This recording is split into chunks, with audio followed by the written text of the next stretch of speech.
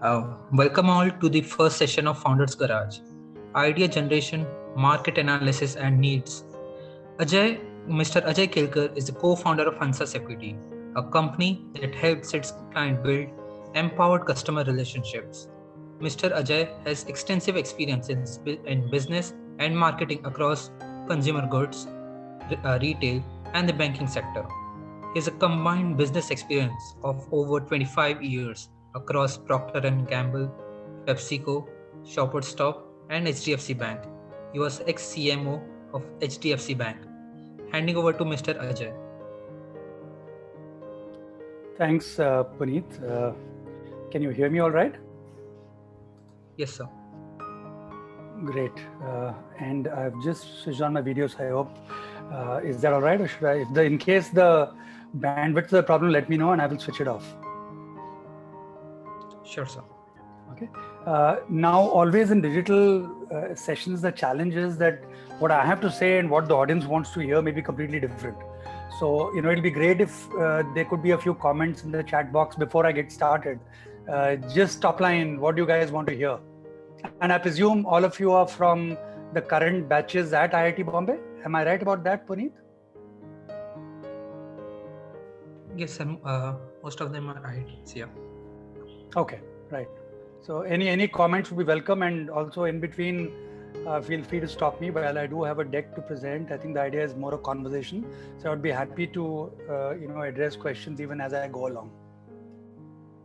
So any quick top line expectations?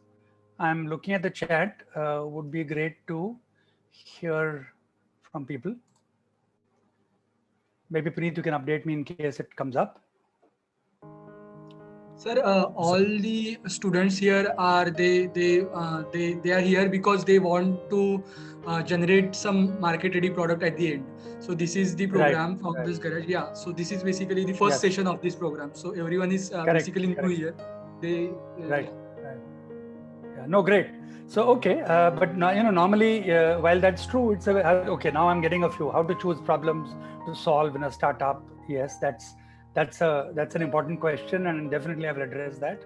In fact, most of my talk will be about that. So Aditya, I think that's something which I will definitely. Aditya's question was that how to choose problems to solve in a startup. Can these messages be on the chat to everyone? That way, I think.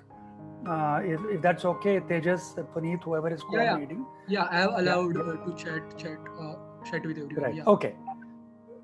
Great. So, so I think I'll get started. I'm hoping that I'll hear more from you guys here. It's always fun to engage rather than have a monologue. A dialogue is always better. Zoom makes it tougher, but I'll be happy to stop if I see a comment, or if anyone of you wants to unmute. Can anyone unmute? Tejas, if they want to and ask a question? Yes, they can unmute. Yeah. Great. Okay, so then I'll just get started, and then we'll take it from there. So just let me know when you can see my screen. Are you able to see my screen, or I need to share the screen? 1 second. I think you wouldn't be able to see it right now, right? Yeah. Let me just share screen first. Let me know if you can see it. Yes, sir, we can see it now. You can see my screen, right? Okay. So just a minute.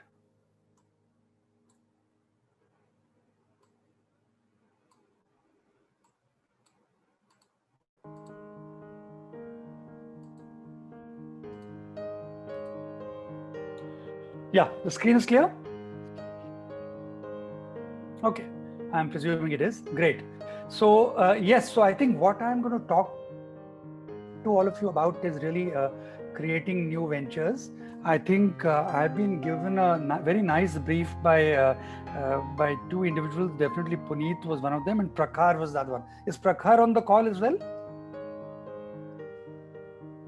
Okay, I presume he is, or maybe he's not, but they've both given me a good brief. So I will just get started. So I think definitely this talk is about creating new ventures, and I think when you talk about creating new ventures, for a lot of you, the advantage is that you haven't yet started working. And the reason I say that is that the moment you start working, a lot of judgments of seniors, judgments of experienced people, judgments of people who have gone through both failure and success start to come in. And I think it's a great opportunity to really try and create a venture before some of those judgments come in. Some of them are very helpful, but some of them also interfere with your interpretation of what's going on in the market, right? So just getting started, I think I'm going to talk about two things in the first section.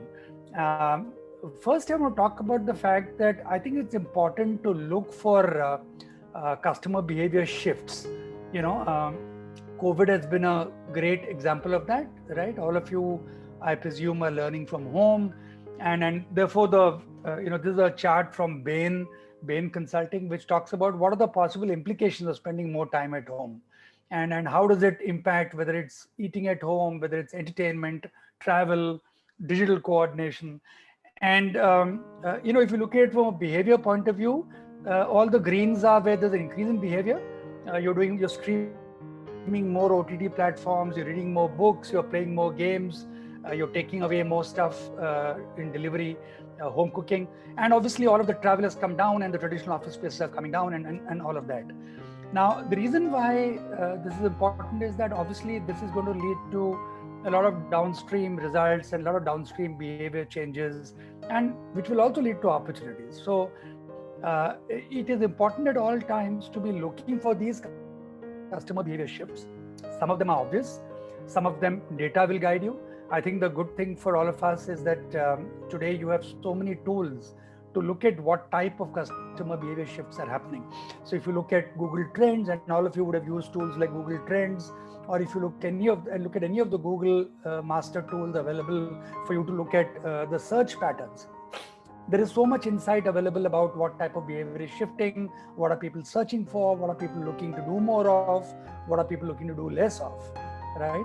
And this is important. This is important because it gives you visibility into what might the business opportunities look like. So is it is it that because people are cooking more at home? Many years ago when I was in Britannia and we were researching the foods business, what we found was that housewives don't really want ready to cook, already ready material. So they don't want a matar paneer in a retort packaging just to put in the microwave and cook. But what they want is ingredients pre-packed and ready to cook. Now those could be opportunities. Maybe today people are more ready for completely packaged food, and so therefore that becomes an opportunity. We've seen, all of us, how edutech has gone up and education opportunities have gone up. So I think that's something which definitely the consumer behavior shifts is guiding us. So as you start to look at your venture and what type of business you want to do, be curious. What type of customer behavior shifts are you seeing around you? And what type of areas do you think there might be business opportunity in? So again, I would love for you guys to just put it up on chat if you want, so I could reflect on it, or if one of you could volunteer to give me some inputs on what people are saying, that'll be great as well. But would love to hear what people are saying. But this is what I think is important to look for what is shifting, what is changing, and how might those changes create opportunities for you, right? Some of those opportunities are going to be opportunities which are from the perspective of a very deep change in behavior. So for example, work from home is a very deep change in behavior, and one large opportunity that has come up out of that is the fact that you need to have a space within your house.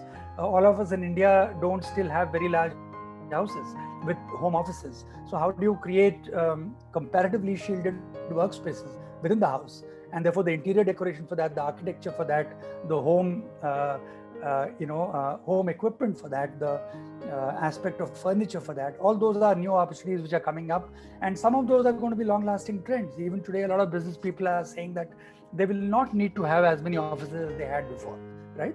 At the same time, some trends might not necessarily be very long-lasting. So you might find that travel, there may be some revenge consumption later, and once the vaccine is with us and once things are sorted, maybe you might find that people are actually doing what is called revenge consumption, and they're going out there and traveling much more than before and really wanting to meet people much more than before. So I think it's important to look for these shifts and try and identify what amongst these are creating opportunities for you, right? Any questions or any thoughts on this so far? I'm going to keep asking, guys. So whenever you feel comfortable, pop in and unmute and ask, because that's the only way to make this interactive, right? Whenever you're comfortable, I'll be happy to receive that. So moving on, the second thing I think which Jeff Bezos said and which I really love is, people asked Jeff Bezos this question that, what is going to change the next 10 years? And very counterintuitively, though actually intuitively, what he said was that I almost never get the question that what's not going to change. And he said that, what you should look for as business people, I think he was speaking to an MBA class that time, is that look at the second question, that what will not change, because for you to build a business strategy, you need to have things which are a little more stable over time. So when you look at, the earlier thought that I spoke about was look for customer behavior shifts. I think that's very important. But I think a very scalable, very stable business can be built by going out and saying, okay, that's fine, many things are changing, but what's not going to change? And I looked at three things which are not going to change, and there are trends which are going to keep building further. One is a historical trend. So I think the whole focus on customer value is just not going to change. Customers will continue to want more at lower prices when they are buying products in very competitive markets, and customers will be willing to pay you as the seller more if you're solving their problems. So I think these two trends, that solve my problem and I will pay you more, and if many of you are solving my problem, I want to get more value at a lower price, is really going to be a continuing trend, and in fact will get more more and more intensified as you go along, because post-pandemic, you're going to see people wanting to intensify some areas of their life, and that's where consumption will go up. And at that time, these trends of what is not changing are going to become more accentuated. So I think this is one example of what will not change. The next example of what will not change, and over the last 5, 7, maybe 10 years, this has become a fact that every company will be a data company. And more, this is becoming true sector by sector, segment by segment, whether it's B2B, whether it's B2C. And the availability of data, the availability of all sorts of data, with IoT, with sensors coming in, that availability of data is just going up. So, whether you're a company which looks at the data and therefore you say there's a business opportunity to provide data in a syndicated service, that would definitely not change and will continue. Many companies will actually try and transform the data, give you more insight. So they will look at the data, look at the fact that today cloud, the intersection of big data, cloud, and machine learning and AI, which is all coming together, is creating massive opportunities to provide insight as a service. So that's going to continue to increase. And finally, the ability to apply data in your own business, whether you're an auto company or you're a MasterCard or Visa, using that to both improve your business and provide that as a platform to give to others as information and value, is going to keep going up. So, this definitely will not change. This will get more accentuated over the coming decade, maybe. And you will see that one of the impacts of COVID has been that more and more businesses, even the legacy traditional businesses, which never thought they would digitize so fast, they are all very, very clear that digitization must go on and must. And what are the implications of digitization as companies do the digital transformation? There are 70 million SMEs in India. 12 million of those are paying GST. There are so many large corporates in India. Across the world, all of these companies, from SMEs to large corporates, are all getting more and more digitized, which means there is more and more data. So the more and more data that there is within your company, the more and more you become a data company, and you lose an advantage or lose an opportunity if you don't recognize this. So I personally believe this definitely will not change. The next piece, really what will not change is, on top of this data, the fact that data science will become more and more important, and prediction science as a competency will become a very, very key skills. And just to give you an example, just one example I picked from random.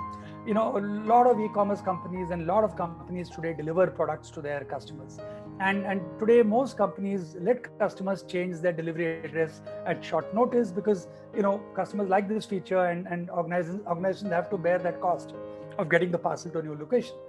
But imagine if a supplier, a brand, a delivery provider could reliably predict when this redirection was more likely. So if you see this example, if Amazon could say that, and it might say that it's raining at your house right now, we see that from weather data, and we see you're at work, shall we leave your parcel with your neighbor, or somewhere else? So I think this is going to become more and more important. And as data science becomes more important, the ability to predict in every aspect, I've just picked out one aspect, which is the supply chain aspect, but for every aspect will continue to be more and more important, right?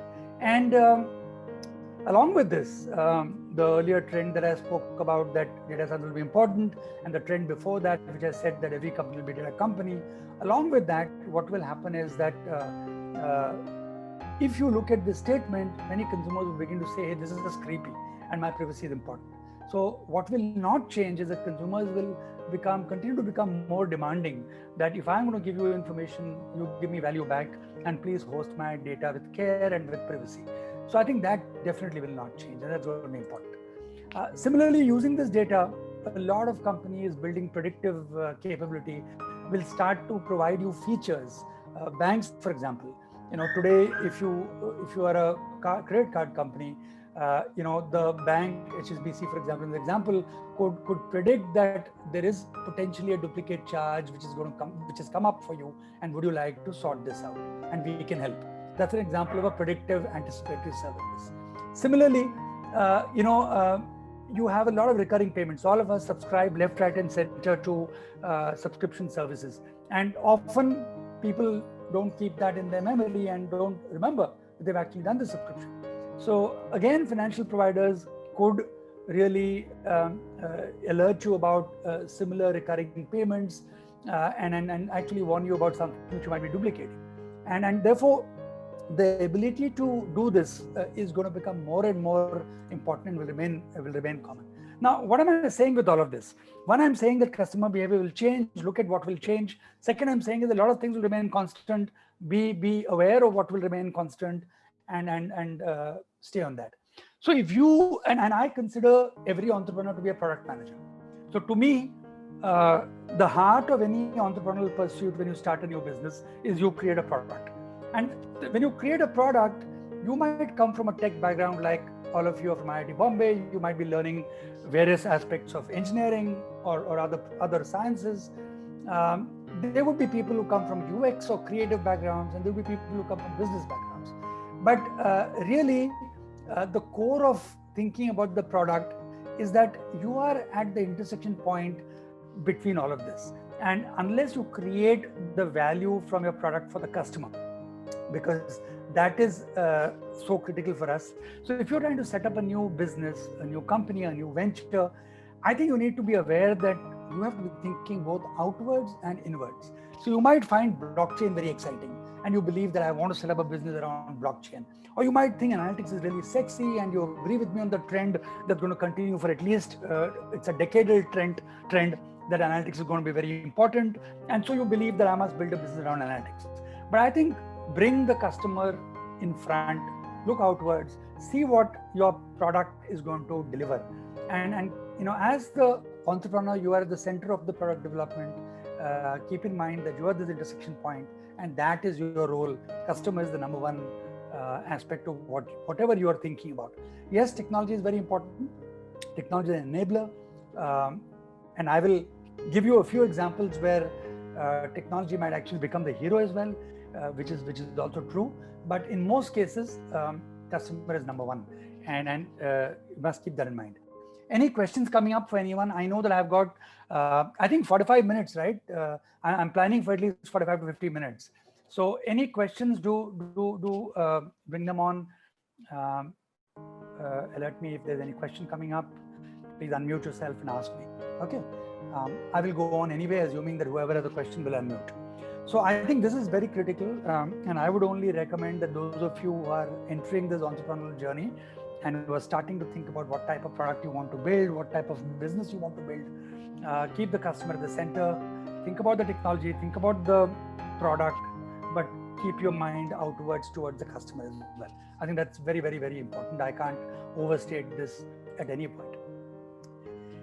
Now, moving on, I think I want to talk about 4 different reasons why consumers buy your product. I would highly encourage you to read this book. It's a very interesting book for those of you who are interested in how retail consumers shop and how they buy. Peko Underhill has written a lovely book on this. I strongly recommend that. But why do consumers buy your product is a very, very important question to spend some time on. And really, therefore, I'm stepping back and saying there are 4 types of businesses. And this is not a unique concept. I've not brought this as a unique concept. This is, if you research this, a lot of people are talking about this, and I'm only bringing it to your attention and maybe curating a little bit some of my thoughts around it. So there are 4 types of businesses, right? One is a candy business, one is a vitamin business, one is a painkiller business, and one is a vaccine business, right? So why this is important to think of business like this? Why is it important to think of why consumers buy our product, and why you must think of businesses, and why you might want to categorize your business? I'll come to that. But the reason why I'm talking about this is that as you enter the journey of creating your business, looking at these categorizations will give you some guidance on what's going on in the market. I'll explain each of these a little bit better as I go along. So what is a candy business? Candy business is a business where you are a specialist in creating addiction, right? There is good addiction, there's bad addiction, both are there. And some businesses will do it for positive reasons, some may not be super positive. Tobacco and liquor are classic examples of addiction towards the negative area. But there are a lot of businesses today, especially on the technology side, where addiction, whether it's Facebook, whether it's Farmville, Candy Crush, all of them have created this enormous ability to use what is called the hook model, where there is a trigger for you. On the basis of a trigger, you get into the hook, and then there's a bunch of action that you take. You get some rewards for it, and finally you invest your time, which creates a feedback loop. So yes, so there could be businesses which are addictive in nature. These are B2C businesses. There are not that many B2B examples of this type of addiction, but B2C businesses are the ones where you can create this. And in India, with a whole next billion consumers will come from smaller towns, smaller villages. So a massive amount of opportunity will definitely lie in what people will do around this. And like I said, not everything will be positive, but I think and I'll talk a little about this, it depends on you as an entrepreneur on how you create that business. So a very interesting book I would recommend to you is a book called Hooked by Nir Eyal. And the model, which is trigger, action, variable, reward, investment, is Nir's model. And it's a wonderful model. It talks about creating addiction across all four areas. So he takes email as an example. So you say email is the most addictive product, and the trigger here is actually anxiety. Who needs to reach me? What important messages might I be missing? This is a huge trigger for all of us. And the action is that I open my app, whether it's on my mobile or I open my email on my desktop, and that's the action I take. The reward is all of the stream of messages that I get, including the junk, and just cleaning the junk box or cleaning my email box gives me some dopamine hits. So that's the reward. And finally, I invest in the platform, the email platform, by sending messages to others and making it more likely that I receive messages back, and I keep the cycle going. So this is the whole aspect of habit forming products, which this trigger, action, reward, investment cycle talks about. And this is the segment of businesses which are therefore addictive in terms of what they seek you to do, right? Now, obviously, when you talk about business being addictive and giving you this opportunity through technology, there's a lot of negative conversation which is going on around this also. You will see this on Google, and you will see that a lot of people are really talking about the fact that as technology experts, we need to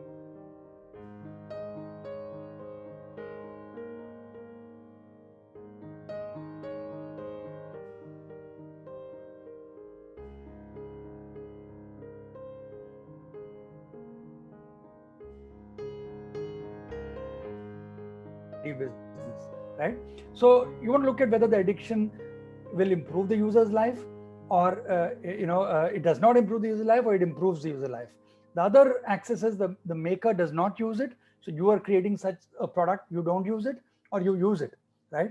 And so therefore the best place to be really is the facilitator where the product you create improves the user's life, and you also use it, and thereby you really so closely involved with the product that you're really making that product from the perspective of improving the user's life. Now this could be in health, so you could build an app like Strava. Maybe there's a for those of you who are into running, biking and outdoors, Strava is a great app, and it does have addictive features like when it gives you a leaderboard and other things. So you might make something like that, or you might make something like Healthify Me, which allows you to look at healthier eating maybe as options. Or you could look at entertainment, and you might go out and say that what is better entertainment. There are many options here, but I think it's important for you as entrepreneurs to say, okay, where would my business sit? And yeah, I mean, are there drug businesses which are dealer-led or peddler-led? Yes, there are. And is that the place you want to be? No. And so therefore, think through this as you start to imagine what your business might look like. And there is a very interesting book called Addiction by Design, talking about how machines actually enable gambling in Las Vegas. And the reason I'm saying all of this is that I think technology for good is going to be the future. So when we spoke about, for example, privacy as a trend in the future, technology for good is going to be a huge trend.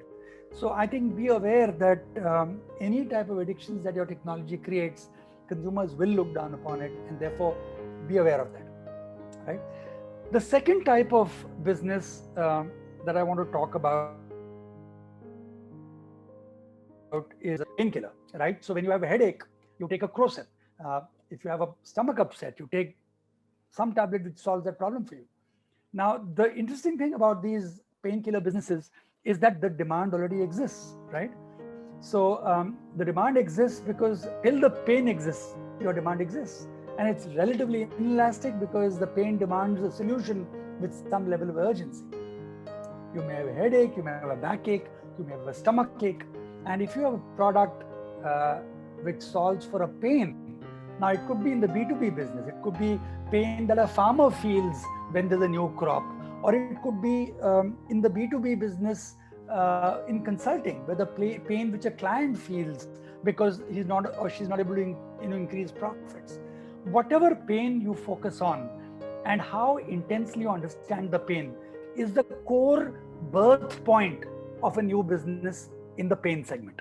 So this segment, the painkiller segment, is a segment where you as an entrepreneur understands the problem very, very closely. And you believe that because the pain exists, there is a demand for solutions for this pain, and therefore there's urgency. All lovely parameters for any business to grow, right? And when you look at the pain reliever category of businesses, I would further define them into 4 levels. One is consumers do not know what is the solution to this pain. So they have a pain, but they really don't know what is the solution to this pain. So maybe it's a factory which has very high electricity bills or utility bills, and they really don't know what the solution to this is, right? So maybe that's a type of category that it might be. Or it might be that consumers have an idea of what the solution might be. So they know that the following type of equipment, if I install in my factory, it is leading to higher wattage and it's leading to higher electricity bills. So they know that there's a category of solutions which can solve for that problem. So they have an idea. There's a category of solutions. If I buy, it will reduce my electricity bill. Or it might be a third thing, that they not only know the solution and therefore the category of solution, they also know about specific, areas where there are some brands which can solve for it. And finally, they know that there is a solution. They've been able to deal with it. They've been able to solve for it, and they know which brands don't solve for it for them. So they actually know which brands aren't working for them. So if you look at this 4, classification within the pain reliever, you would further, kind of categorize them. One is a problem solution, which is the first one, where if you come in with a solution, you will find that you will get more value, there will be more demand, there will be no competition at that stage. It's what's called the blue ocean, right? If you look at the other solutions, they are more in the red ocean, where there's more competition, because now in these there's a category solution, or there's a very number of brands which are there, or there's a specific brand which is out there, which is doing even better than others. So pain reliever businesses are good because, like I said earlier, demand exists till the pain exists. They're relatively inelastic, and the pain demands solution with some level of urgency. Obviously, this is the best place to be, because here it's a blue ocean in that sense, and you might be able to command a premium. For the rest of them, the challenge is that there is going to be competition, and you'll have to live with that. So if you are getting out there to start a new business, what I would encourage you very strongly is to look for trying to understand pain of your target group, target segment very, very closely. Right at the start, I mentioned that looking outward, looking at the customer is very important. It is going to be very, very hard for you to create business where there's no pain, right? Where there's no discomfort. In this category of businesses, you will not be able to really do that very easily. Now, remember, these categories from distressing to unimaginable are great, because those are the places where you will see, whether it's in B2B or it's in B2C, where there is a lot of demand for you, right? It could be today, for example, there are a bunch of companies out there, but I know there is an Israeli company which I'm aware of, who comes and says to you that, look, if you've taken all your data into the cloud and you're struggling with increased cloud expenses, I guarantee I will reduce those expenses by 50%. So, it's an intense pain, because the cloud movement has really moved forward. A lot of people have moved their data instances into the cloud, and now you're giving a solution to an intense pain. So I think look for the pain very closely, be close to your customer. I think that's something which I would really, really encourage. And then when you look for the pain as you start speaking to your customers, one way of segmenting it is to look at these 4 different types of pain. What are the financial pain points? Where am I losing money?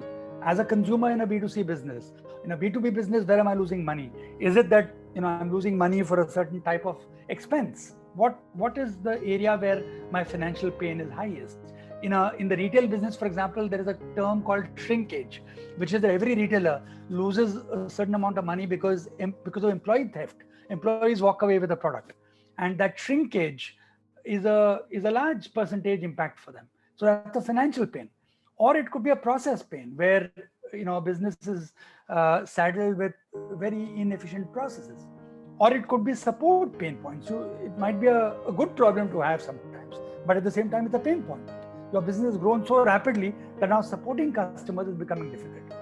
Or it could be a productivity pain, where you have a call center maybe, and the call center is not able to get enough productivity, right? So these could be examples of when you look for pain in your target groups, look for trying to define it so closely and trying to really flavor it in these segments. And when you do that, what you will find is there's a very interesting research done a while back, which talks about a theory called jobs to be done.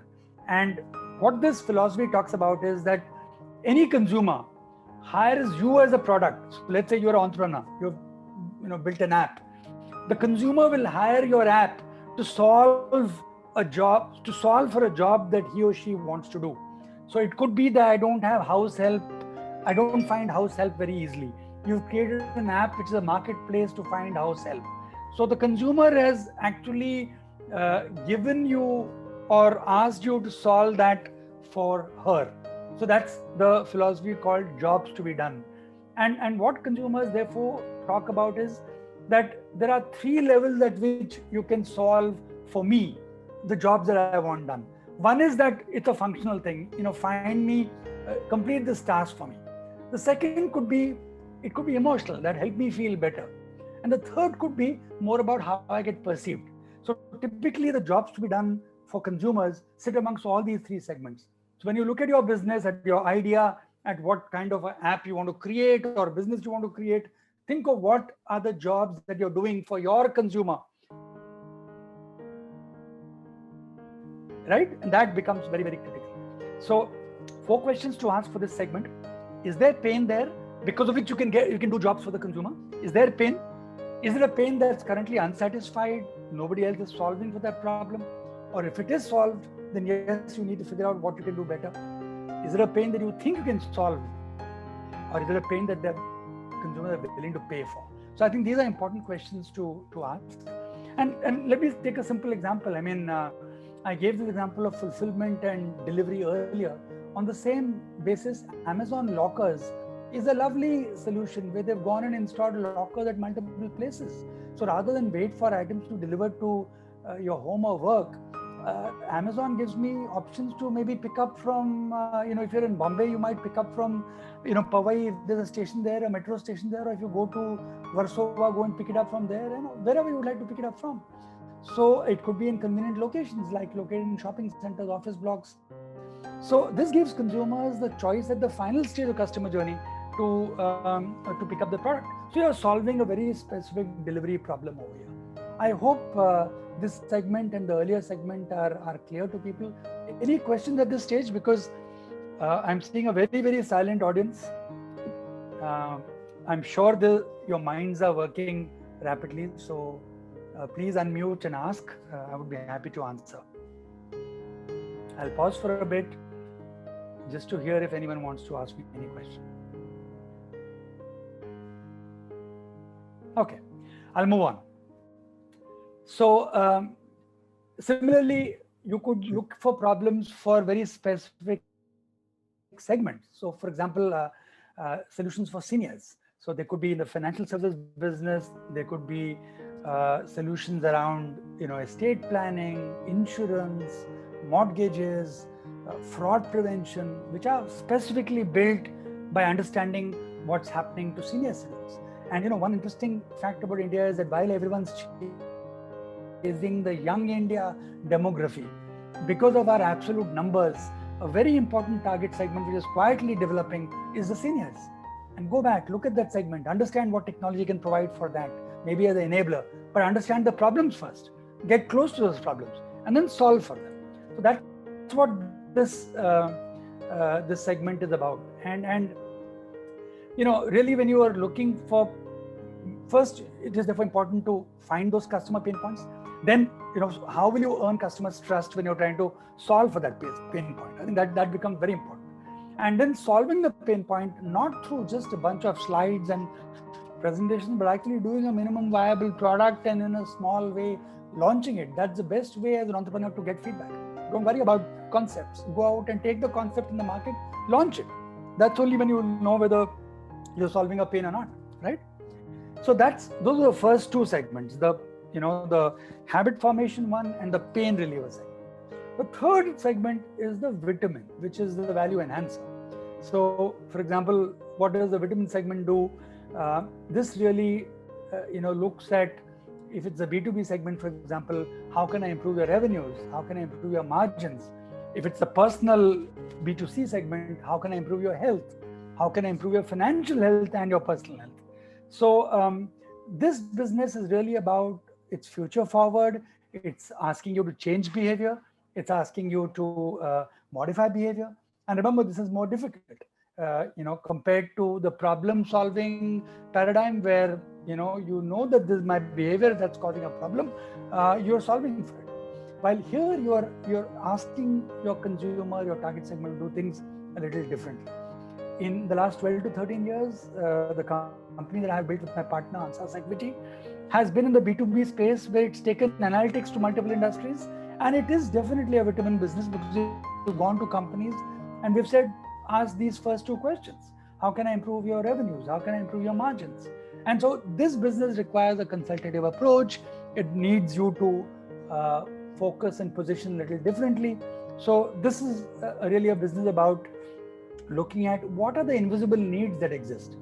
For those of you, I'm sure, who have been very interested in entrepreneurship, NASSCOM has a lovely, NASSCOM and others have a lovely initiative called iSpirit, This chart is from iSpirit. I encourage you to go and look at their website.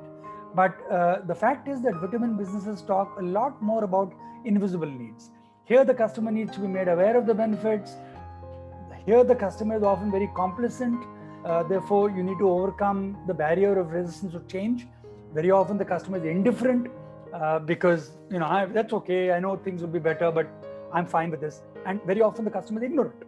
So obviously, when these four things exist, the sense of urgency is not as strong as the pain reliever business. And you must be aware of that as you set up a business, as you create your projections, you need to be aware of that. So I think this is important to know.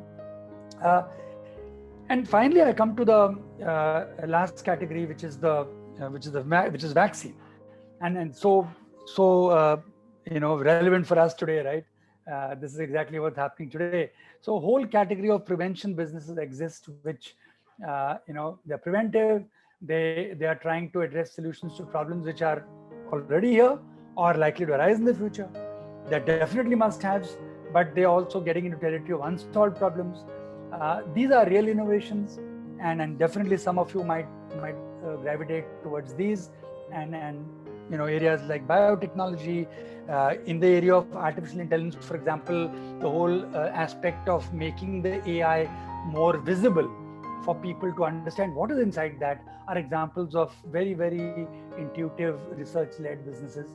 So I think this is going to be important, and there are a whole range of areas. For example, the whole area of microbiome, which is intestinal health, and how a whole range of startups are trying to go out there and look at microbiomes and how they could impact your future. So there are many categories of businesses which are looking at it from a prevention point of view. Really, I want to pause here again and see whether there's any questions. There are 4 businesses. The first was addictive, the second was a pain reliever, third was a vitamin, and the fourth was the vaccine. And these segments of businesses are the way you might want to classify your ideas today about how you look as an entrepreneur and see, is my business sitting in a pain reliever? Is my business sitting in a vaccine? Is my business sitting in a vitamin? Or is it a addictive type of business? And each of these businesses has characteristics which are different, and those will allow you to model what you want to build within your business and therefore grow it, right? So how do I know? Any questions so far? If not, I'll move on, but do feel free to unmute and ask me a question. Sir, there are a couple of questions in the chat box. Should I read them for you? If you please, yes, please. So that way I could, yeah. So the first one is, in how many years in the future do you think that a customer will pay for an app which is basically an integrated app of social media like Facebook, Instagram, Twitter, LinkedIn? So question is that when will consumers pay for it? When will I pay for Facebook? When will I pay for LinkedIn? Yeah. That's the question. Well, you're already paying for it, right? I mean, you've heard of this whole statement, right? That when you think you have something free, you are the product. So you are the product, and Facebook's entire revenue comes from selling you as a data point to all sorts of advertisers, and it's become so large that you need to be aware that there are businesses coming up who are saying to consumers that please own your own data. So I think the future is already here, and I think those social platforms which will come and say that pay for me, pay to, let's say tomorrow there's a new social networking platform which says please pay because I will not sell your data, because I will not share it with others, because I will not allow you to indiscriminately make it addictive. I think those are the places where people will pay.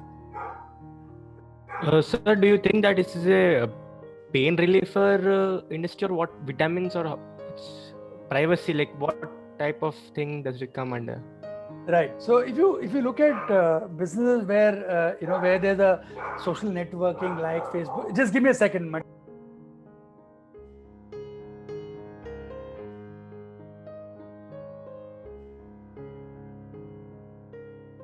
Yeah, sorry. I have a very active dog who's barking. Sorry. So if you look at any business where technology is making you addictive and thereby your data is becoming very valuable to brands, it is clearly an addictive business, right? Yeah, So sir. But like you have mentioned, like if there are other platforms which ask you to pay money so right. that you don't sell your data. So like this kind of Yes, business, yes. what does it come under? Right. So if you look at it now, and please understand that these 4 segments need not be, they could have overlapping Venn diagrams as well. You could build features in a business which is largely trying to solve for a pain, which are vitamin oriented or which are other segment oriented. But if it's a business which is a social platform which is taking care of privacy, right, then what you're really doing is you're solving today a pain, which is that I don't want my data to be sold. I want to guard my privacy. So you're solving for that, but you cannot build a business which only solves for that, because if the value or the vitamin value of a social network doesn't come in, then you will not, the value is going away, right? So it will need to be a solution which solves for the privacy problem, but has the vitamin component which actually gives me more value. What that might be, obviously, those are the opportunities where you might need to come up with innovations which say, wow, I can really allow for networking, for example, in closed user groups. If I can come in and say that here are the type of people with whom I don't mind sharing data, and only it's a closed user group of those people only. And then there it's a network which becomes more powerful. So there will be newer models which might develop of that nature. Yeah. So yeah, I got you, sir. But I had a question. Like on a scale of 0 to 10, how Right. much do you think privacy is an issue to customers? Right. So today, research is showing that 1 in 2 customers is saying that I'm worried about my privacy. But there is a paradox of privacy, which is that consumers are aware about the need for privacy, but when they're taking action, they seem to be a little less concerned because they're seeing value back. Right. Now, the question becomes that if marketers, if entrepreneurs take that for granted, then you will see this number rising more and more as you go along. And DuckDuckGo and other browser, for example, controls which are coming in as an example of that. Google has retired the third-party cookie, which is a humongous move. It actually cracks down on so much of the ad tech industry. So you have to understand it's a very, very serious trend, but it will take time to play out. It will not happen overnight. Yeah. Okay. Thank you, sir. What is the other question? Yeah, sir. The question is customers, in some cases, customers need to be educated about the product. That is, Yes. they don't know that they have a particular problem. So then how do we educate them, and how do we know that the customer would buy it?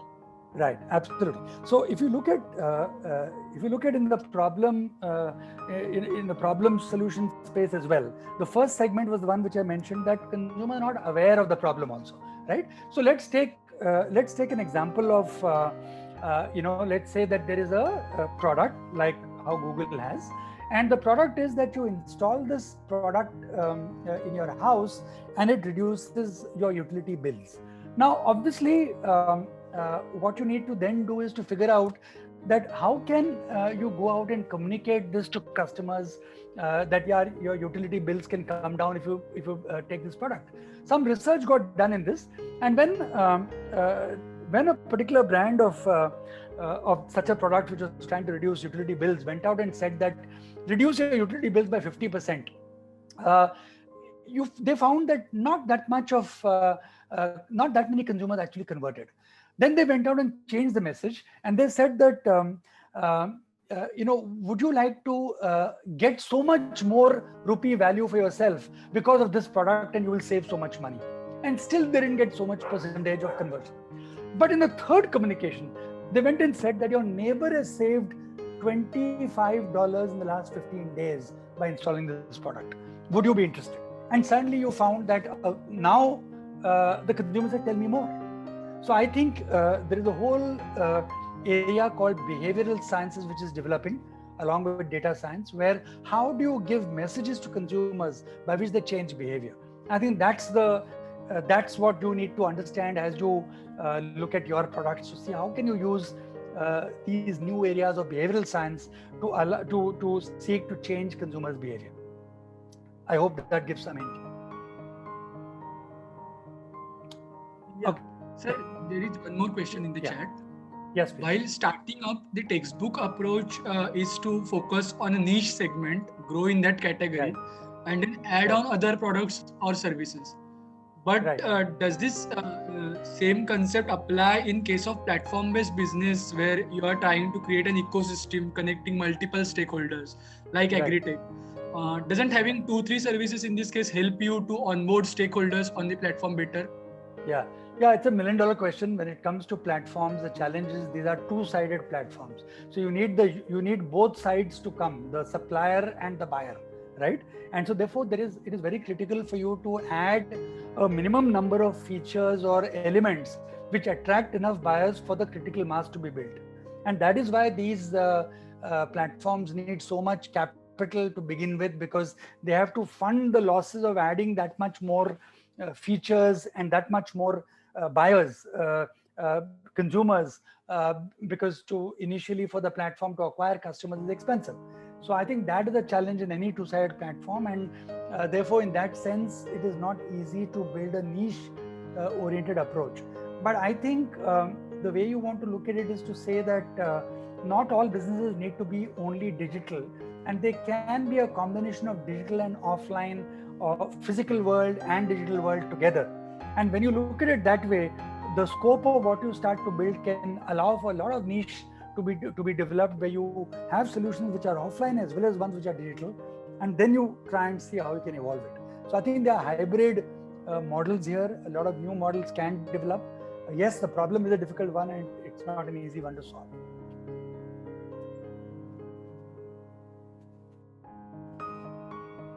Okay, so I think I have about 5. Do I have about 5-7 minutes more, or are there more questions, or how do you guys want? There are no more questions in the chat box. Yeah, you can continue.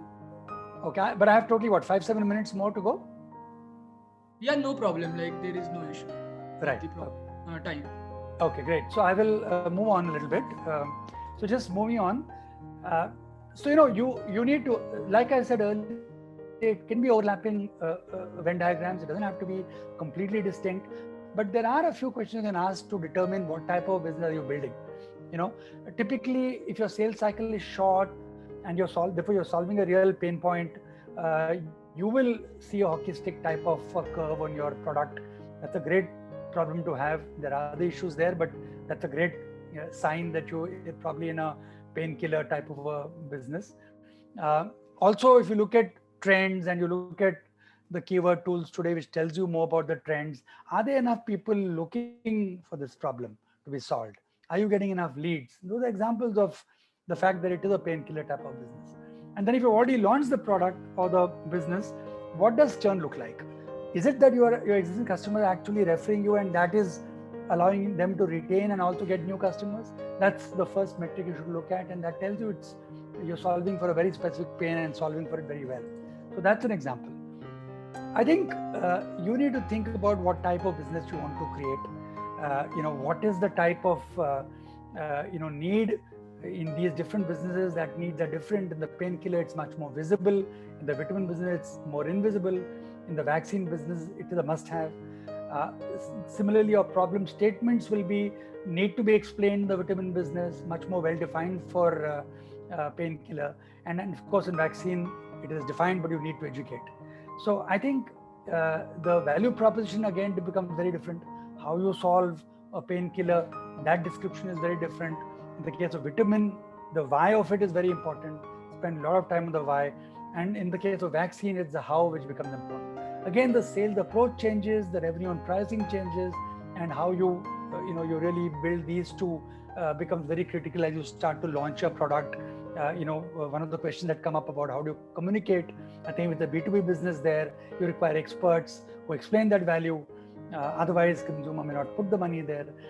And so therefore, these are the type of things that you need to look at when you are, trying to build these businesses.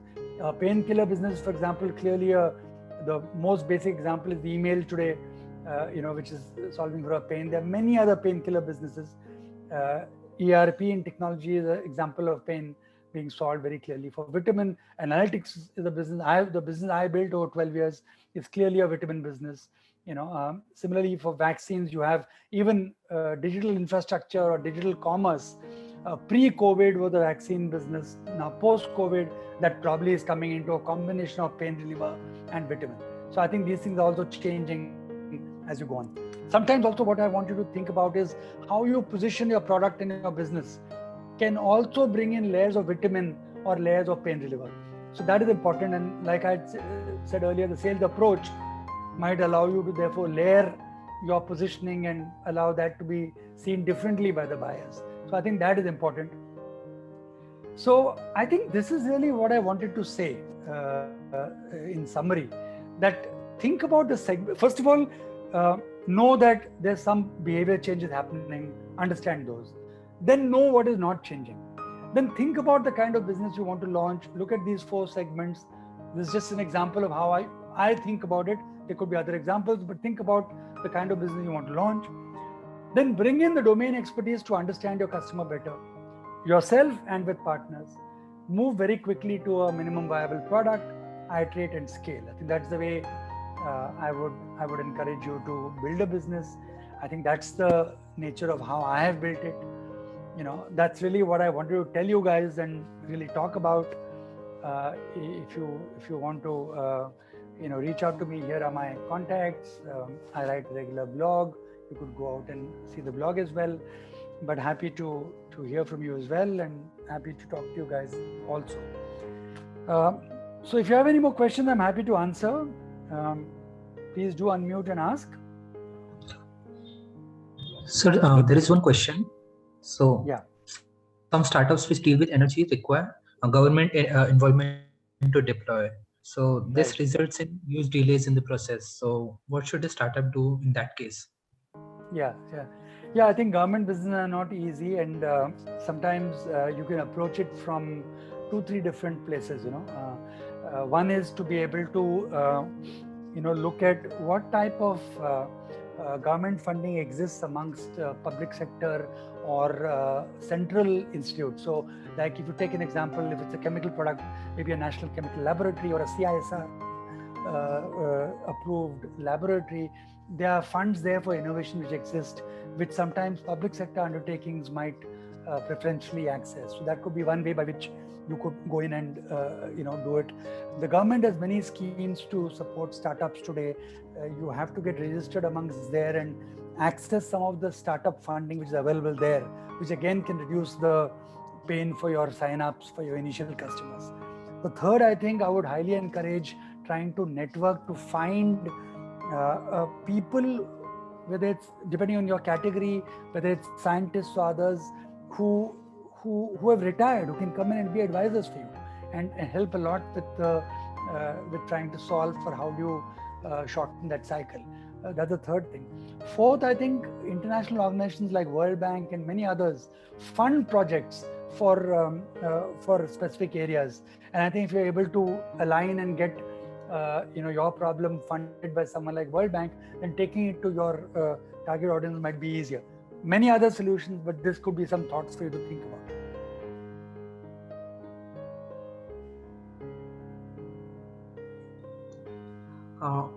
I guess there is one more last question from Mr. Rishabh. So yes. In case of invisible value creation businesses, customers have big resistance and willingness to pay, especially in India. So how does one go about solving this problem? Right.